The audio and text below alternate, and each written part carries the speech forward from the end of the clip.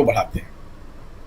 आज के भाषण में राहुल गांधी ने इस सरकार की नीतियों को एकदम तार तार कर दिया। जो सरकार लोगों के बीच में एक माहौल बनाने का प्रयास कर रही थी कि बजट के माध्यम से बहुत सारी चीजें बहुत सारे वर्गों के लोग को दिया गया है, उसको खारिज कर दिया। जो मिडिल क्लास के जो नुकसान हुए हैं, मिडिल क्लास की अनदेखी हुई है, उन बातों को उठाया। किसानों की बात कही, कोई ऐसा वर्ग नहीं था जिसको छोड़ा हो। और जब आप सरकार की नीतियों पे सवाल उठाया राहुल गांधी ने, और उन सवालों का कोई जवाब नहीं है बीजेपी के पास, इसलिए आप देखिए कि पूरे भाषण के दौरान भारतीय जनता पार्टी के लोग बहुत प्रतिरोध नहीं कर पाए। किरण रिजिजू साहब से किस तरह का संघर्ष हो गया, किरण रिजिजू की किस का जवाब राहुल गांधी ने किस तरीके से दिया, और जब दोबारा खड़े हुए तो उनकी भाषा में एकदम शालीनता आ गई। जो आक्रामकता थी किरण रिजिजू की, खत्म हो गई। सवाल यह है कि जब सरकार लोगों की अनदेखी करेगी, केवल गुमराह करने की बात करेगी, तो लोग कैसे स्वीकार कर लेंगे उसको। राहुल गांधी ने सभी चीजों का जो उन्होंने कहा कि एक एक चीज का विश्लेषण कर दिया। और जो बात आप याद कीजिए, राहुल गांधी ने आज कितना शानदार बातें कही। आप इस एक पॉलिटिकल काट किस तरह का है ये, कि प्रधानमंत्री ने इस सत्र के शुरुआत के पहले दिन क्या कहा था बाहर खड़े होकर के, कि 2.5 घंटे तक प्रधानमंत्री को बोलने नहीं दिया गया।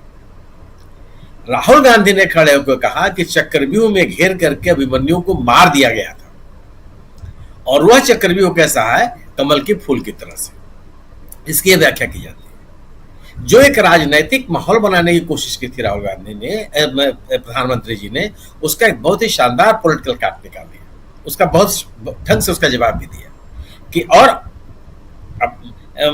उस चक्रव्यूह में उन्होंने किसानों को लाया, मध्यम वर्ग को ले आए, अग्निवीरों को ले आए, कि किस तरह से इससे इनकी हत्या की जा रही है, किस तरह से इनके हितों की अनदेखी की जा रही है। राहुल गांधी का सदन में खड़े होकर के ये कहना कि यही सदन जाति जनगणना का प्रस्ताव पास करेगा, भारतीय जनता पार्टी के पास बेचैनी का बहुत बड़ा कारण है। क्योंकि भारतीय जनता पार्टी इस पूरे मुद्दे को कारपेट के नीचे दबाना चाहती है कि इसमें चर्चा न होने पाए, और राहुल गांधी इस मुद्दे को हटने नहीं देना चाहते। राहुल गांधी ने यही बात की, फिर यह बात हो रही कि एमएसपी के कानून का बिल इसी सदन में इंडिया दल समूह पास करेगा। इस प्रश्न का भी जवाब बीजेपी के पास कुछ नहीं। अगर आप विपक्ष के नेता के द्वारा या अपने विरोधियों के द्वारा उठाए गए सवालों का जवाब देने में सक्षम नहीं है, तो स्वाभाविक सी बात है कि आपके अंदर बेचैनी हो। जो 2 बड़े मुद्दे हैं जिनको लेकर के राहुल गांधी लगातार पिछले चुनाव से लगातार सक्रिय हैं, उनका कोई जवाब ये सरकार दे नहीं पाई है। और स्वाभाविक सी बात है कि जब राहुल गांधी अपनी बातों पर टिके रहेंगे, अपनी बातों को कहते रहेंगे, और उदाहरण उन्होंने बातें उदाहरण सहित कहा। आप सोचिए कि वो जो अभी अपनी सुल्तानपुर यात्रा के दौरान जिस जूता सिलने वाले व्यक्ति से मिले थे, उसका भी उदाहरण दे दिया। क्या आप सोचिए किस तरह के लोग समाज में जी रहे हैं, क्या जवाब देंगे उसका। जो टैक्सेशन को लेकर के मध्यम वर्गीय समाज पे हमला हो रहा है, उनके हितों की अनदेखी हो रही है, क्या देगी सरकार, उसका जवाब क्या दे देगी आप। ऐसा कोई विषय नहीं था जिसको राहुल गांधी ने छोड़ा हो जो सीधे सीधे जनता को प्रभावित न करती। और भारतीय जनता पार्टी का जो एक माहौल बनाने की प्रक्रिया, नैरेटिव बनाने की कोशिश रही है, उन सभी नैरेटिव्स को ध्वस्त किया। सवाल इस बात का है कि चाहे किसानों का मसला हो तो सरकार बोलती नहीं है। अपने किसानों के प्रतिनिधि मंडल को की अपनी मुलाकात का फिर उल्लेख सदन में कर दिया कि आप सदन किसानों को आने नहीं देते। क्या अध्यक्ष जी ने उसका समाधान दिया कि नहीं आप गलत तथ्य दे रहे हैं। तथ्य क्या था आप ही बता दीजिए, कि हम अगर उनका स्वागत करने के लिए आप उसका स्पष्टीकरण क्या दे रहे हैं कि सदन के परिसर में अन्य कोई व्यक्ति बाइट नहीं दे सकता। क्या मतलब है इसका। अगर बाइट केवल उस सदन के भीतर कोई नहीं कर सकता, जा ही नहीं सकता। उस कैंपस में कौन किससे बात कर रहा है। अगर कोई दर्शक दीर्घा से निकल रहा है और किसी पत्रकार ने उससे पूछ लिया कि आपको संसद भवन कैसा लगा, तो बोलेगा नहीं। वो नहीं कहेगा कि हमको अच्छा लगा, बुरा लगा, बढ़िया लगा, क्या लगा, कैसा लगा। कोई दर्शक अपनी प्रतिक्रिया नहीं दे सकता। क्या दर्शकों की प्रतिक्रिया लोग लेते नहीं है। संसद परिसर में आने वाले विभिन्न राजनीतिक दलों, नेताओं, अन्य लोगों से मिलने के लिए आने वाले जो लोग होते हैं, वो अपनी प्रतिक्रिया नहीं देते। मतलब एक ऐसी बात आप कहना चाहते हैं जिसका कोई जो तर्कसंगत नहीं है, और ऐसा भी नहीं है कि जो पहले होता नहीं रहा। सदन के भीतर कोई जा नहीं सकता संसद सदस्य के अलावा, और कोई न कोई जा सकता है न कोई गया है। वो बाहर निकल करके विपक्ष के नेता कमरे से बाहर निकल के कोई बात कर रहे हैं, उस परिसर में खड़ा होकर बात करना कोई आपत्तिजनक थोड़े है। तो जो बातें राहुल गांधी ने खड़ी की है, यह सवाल यह है कि इस सवालों का जवाब अब पता चलेगा कि जवाब देते समय प्रधानमंत्री क्या बोलते हैं। प्रधानमंत्री की उपस्थिति को लेकर कितना बड़ा सवाल पैदा किया कि सदन में आते ही नहीं है, और जब जब ये भी कह दिया अपने सत्ता पक्ष को संबोधित करते हुए कि मैं आपको भविष्यवाणी कर रहा हूं कि जब जब मैं बोलूंगा उस सदन में नहीं आएंगे। ये कितनी बड़ी टिप्पणी है। प्रधानमंत्री के बारे में कोई इस तरह से कह दे और सत्ता पक्ष की ओर से कोई प्रतिक्रिया न हो या तत्काल कोई प्रतिक्रिया न हो, ये तो निश्चित रूप से आप जो बात कर रहे हैं ये सरकार के बैकफुट पे होने का परिचायक है। राहुल गांधी का जो पब्लिक कनेक्ट बढ़ा है, यह उनके अपनी बातों में, उनके भाषण में तर्क का मजबूत आधार बना है। उन्होंने लोगों के केवल कागजी बात करने या कमरे में बैठ करके किसी विषय का अध्ययन करके बोलने का ही तरीका नहीं डेवलप किया। लोगों से मिल करके जो उनके अनुभव मिले, जो उनको फीडबैक मिला है, उससे उन्होंने अपनी बात करनी शुरू की। और यह जो बातें हैं, यह भारतीय जनता पार्टी की सरकार इसको पचा नहीं सकती, इसको छिपा नहीं सकती। मुद्दा यह है, मुद्दा कि आप अपनी बातों से, अपने मुद्दों से जनता से किस तरीके से जुड़ेगा। पत्रकारों की इस सीमा रही है जो आज दिखाया जाए। पत्रकार कहीं भी जा सकते थे पिछले सदन में, बाहर रहते थे, बाहर घूमते रहते थे। अब उनको इधर उधर जाने से कैसे रोक सकते हैं? और आज कोरोना के नाम पे जो प्रतिबंध लगाए गए थे पत्रकारों पर, वो आज भी क्यों जारी है? हर वर्ष, हर सत्र के समय पास बनाने की क्या जरूरत है? उस संसद भवन में विभिन्न पार्टी के कार्यालय हैं, विपक्ष के नेता के कार्यालय है, राज्यसभा में विपक्ष के नेता कार्यालय, उप नेता के कार्यालय है।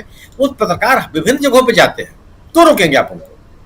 और दूसरी चीज, ये कोई आवश्यक थोड़ा है कि जो किसी समाचार पत्र का प्रतिनिधि हो वो ही जाए। जो स्वतंत्र पत्रकार हैं उनको भी जाने की छूट रही है। पिछले ही संसद भवन में आपने केंद्रीय भवन में सेंट्रल हॉल में लोगों को जाने से मना कर दिया। हमने देखा है कि सेंट्रल हॉल में लोग जाते थे, कई वरिष्ठ पत्रकारों के पास बनते थे, जाकर के अलग अलग लोगों से बात करते हैं। आखिर अगर आप किसी से मिलेंगे नहीं, बात नहीं करेंगे, तो आपके सूचना का आधार क्या होगा? कोई एक समस्या थोड़ी हुई है। अगर आप पत्रकार गैलरी में राज्यसभा के सांसदों को बैठने की अनुमति देंगे, तो ये कोई पत्रकारों की आजादी है?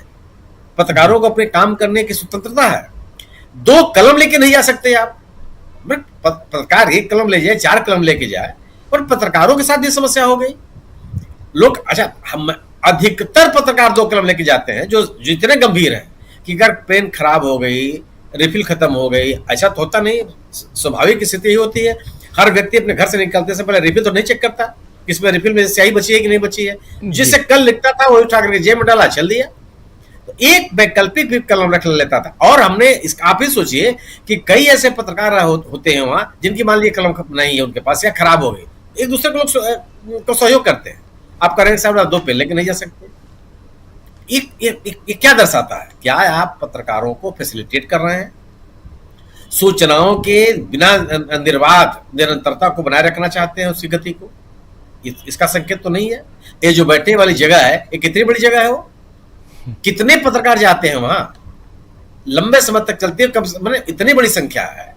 और उसके बाद पता है चला पुराने संसद भवन में भी, पुराने संसद भवन में कम से कम 3 कक्ष तो थे ही, जहां पे जो शकील जहाज साहब ने बताया, आज नए भवन में वो भी नहीं है।